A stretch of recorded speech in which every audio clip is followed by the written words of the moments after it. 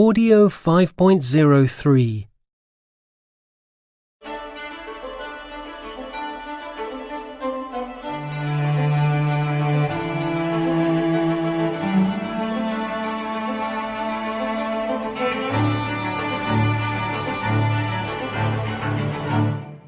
Welcome to Nature First.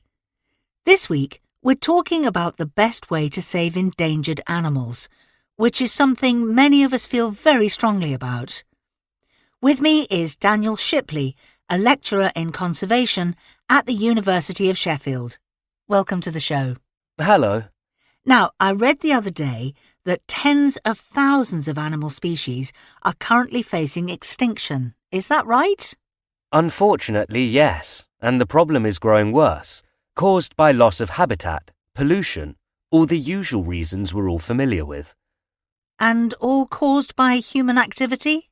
Pretty much, yes. But you believe it's still possible to save many of these species?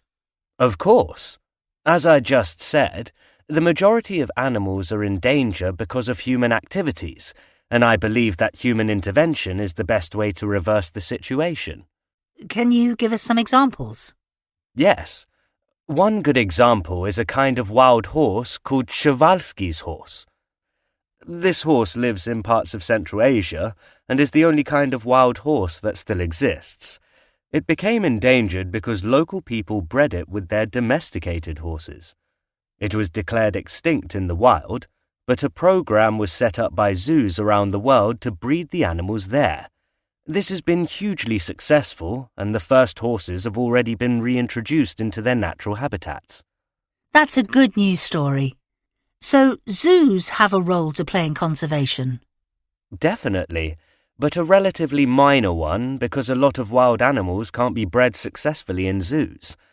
The biggest changes come about when governments intervene directly to protect animals.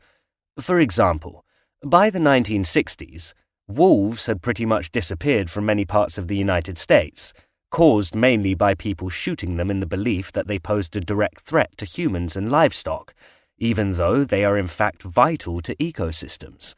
The government intervened and in the 1970s implemented legislation to protect them. So overnight, it became illegal to kill or harm these animals. And now they've been successfully reintroduced into large areas of the US, such as Yellowstone National Park, where they're still protected by law. But not all animals are hunted and killed directly by humans, are they? That's right. Take the case of a bird of prey, the peregrine falcon. At one time, these lived all over the world. They're amazing creatures. When they drop down to catch their prey, usually small birds, they can travel at over 320 kilometers an hour. Wow! But in the 1960s, they suffered because toxic pesticides got into the food chain. Farmers put the pesticides on their crops. These got into insects, then into small birds that ate the insects, and finally into the peregrines. So in 1972, the US government banned these extremely harmful pesticides, and now the population of these magnificent birds is growing again. So, again, it took a change in the law to bring them back. But surely there are also things individuals can do to help? Absolutely.